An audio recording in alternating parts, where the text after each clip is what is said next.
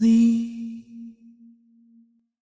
head tan, cold eye and collar, under the mud we crawl. History does not begin with a flag. It begins with a landscape that dares men to survive it. Long before the name Iran was spoken in parliaments or whispered on news channels, there was a plateau of stone and fire, framed by the Zagros Mountains and the restless deserts beyond. It was a land too harsh to be accidental and too strategic to be ignored. Empires would march toward it for 3,000 years, convinced they were the final chapter. Every one of them would be wrong. Persia did not merely endure history, it absorbed it, reshaped it, and outlived those who tried to erase it. Geography wrote the first lines. To the west lay Mesopotamia, fertile and vulnerable. To the north, the Caucasus Gates. To the east, the corridors toward India and Central Asia. To the south, access to warm waters and trade routes that stitched continents together. The Iranian plateau was not generous, but it was central. And in history, the center is never safe. By 7000 BCE, early settlements had already begun cultivating grain in foothill valleys that could sustain life. By the 4th millennium BCE, Elamite cities such as Susa were thriving, trading, building temples, recording their existence in scripts that still challenge linguists today. Civilization here was not borrowed, it was forged in parallel with the earliest urban experiments of Mesopotamia. But Persia's defining trait was never simply survival, it was transformation. Around the 2nd millennium BCE, Indo-Iranian tribes moved across the plateau, bringing new languages, myths, and technologies. They were not a single nation, but a wave of clans, warriors, herders, storytellers. They brought the chariot, the horse, and something more enduring, a spiritual framework that would one day reshape empires. From these cultural currents emerged a prophet, likely between 1200 and 600 BCE, known as Zarathustra. His message was radical for its time. The universe, he argued, was not chaos, but a moral battleground between truth and deception, light and darkness. Individuals mattered, choices mattered. History was no longer just about kings, it was about conscience. That moral tension would echo for millennia. By the 7th century BCE, the Medes had formed a kingdom strong enough to challenge Assyria. In 612 BCE, Nineveh fell. It was a turning point, but not the climax. Because in the mid-6th century BCE, a young leader named Cyrus would step forward. Born between 590 and 580 BCE, raised amid legends of attempted infanticide and prophetic dreams, Cyrus the Great understood something that conquerors before him had not. Force wins territory, legitimacy wins loyalty. In 539 BCE, when Babylon fell to his forces, it was not razed, it was entered. Cyrus presented himself not as destroyer, but as restorer. He honored local gods, allowed exiles, including the Jews, to return home, and ruled through tolerance rather than terror.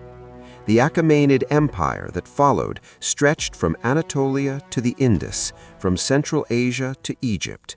It was the largest political entity the world had yet seen, but its strength was administrative genius as much as military might. Satrapies, standardized taxation, royal roads spanning thousands of miles. Persia had invented scalable empire. Yet greatness breeds opposition. In 490 BCE and again in 480 BCE, Persian forces clashed with the rising Greek city-states, Marathon, Thermopylae, Salamis. names remembered in Western textbooks often from one perspective. Xerxes' invasion was vast, organized, terrifying in scale, but it failed to permanently subdue Greece. Here lies one of history's strange paradoxes. Persia, though larger and more powerful, would be remembered in the West as the other, the antagonist in someone else's epic. The psychological consequence lasted centuries. Narrative, not just battle, shapes legacy. In 330 BCE, Alexander of Macedon marched into Persepolis.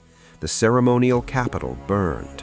Whether in drunken impulse or symbolic vengeance remains debated, but the image endured. Flames consuming carved stone reliefs that had proclaimed imperial permanence. The Achaemenid dynasty ended, but Persia did not. It transformed again under the Seleucids, then reasserted itself under the Parthians by the 3rd century BCE, mastering cavalry warfare and halting Roman expansion at Carrhae in 53 BCE. Rome, the superpower of its era, met a rival it could not easily dominate. This was not collapse, it was adaptation. By 224 CE, the Sassanian Empire rose, consciously reviving Persian identity and Zoroastrian statecraft. For 4 centuries, Rome and later Byzantium would clash repeatedly with Sassanian forces in wars that drained both civilizations. These conflicts weakened giants, and into that exhaustion stepped a new force in the 7th century, Arab Muslim armies unified by Islam. In 651 CE, the last Sassanian Shah fell. Once again, it appeared Persia had been erased, but once again, it absorbed what conquered it. Islam in Iran did not simply replace identity, it fused with Persian language, literature, and philosophy. By the 9th century, Persian poetry flourished. Ferdowsi's Shahnameh, completed around 1010 CE, resurrected pre-Islamic legends in epic verse, preserving memory in defiance of oblivion. Cultural continuity became a form of resistance. The Mongol invasions of the 13th century brought devastation on a scale difficult to overstate. Cities were destroyed, populations massacred, libraries burned. Yet within a century, the Mongol rulers themselves were Persianized, adopting Islam and patronizing Persian art and administration. Once more, a conqueror became the carrier of the conquered culture. This pattern is not coincidence, it is structural resilience. In 1501, the Safavid dynasty established Twelver Shi'ism as the state religion, permanently shaping Iranian identity. The decision was theological, but also geopolitical, distinguishing Persia from its Sunni Ottoman rivals. Borders hardened, identity crystallized. By the 18th and 19th centuries, however, foreign pressures intensified. Russian expansion to the north, British interests to the south, treaties stripped territory. Oil discoveries in the early 20th century transformed Persia into a prize in global strategy. In 1906, a constitutional revolution demanded limits on royal authority. It was a modern echo of an ancient tension, power versus legitimacy. In 1953, a CIA and MI6-backed coup overthrew Prime Minister Mohammad Mossadegh after he nationalized oil. The Shah's authority was restored, but at a cost. Rapid modernization under Mohammad Reza Pahlavi alienated religious leaders and segments of society who saw Westernization as erasure. In 1979, revolution erupted. The Islamic Republic was declared. A monarchy thousands of years old had ended not by foreign invasion, but internal upheaval. Once again, Persia, now Iran, reinvented itself under pressure. And so we return to the question that shadows 3 millennia. Why does this civilization endure when so many others fractured into memory? It has been invaded by Greeks, Arabs, Mongols, Turks, Russians, and pressured by global superpowers. It has shifted religions, languages, dynasties, and political systems, yet the Persian language persists, the cultural memory persists, the moral vocabulary of light and truth versus deception, first articulated in ancient religious thought, still resonates in modern political rhetoric and protest movements. Perhaps the answer lies not in invincibility, but in elasticity. Persia bends, it absorbs, it rewrites itself without surrendering its core. Empires that sought to dominate it often left transformed instead.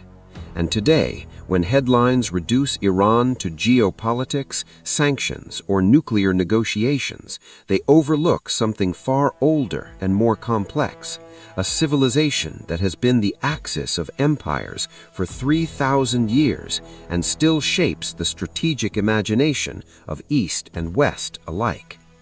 History is not a straight line. It is pressure applied over time. Persia's story is not one of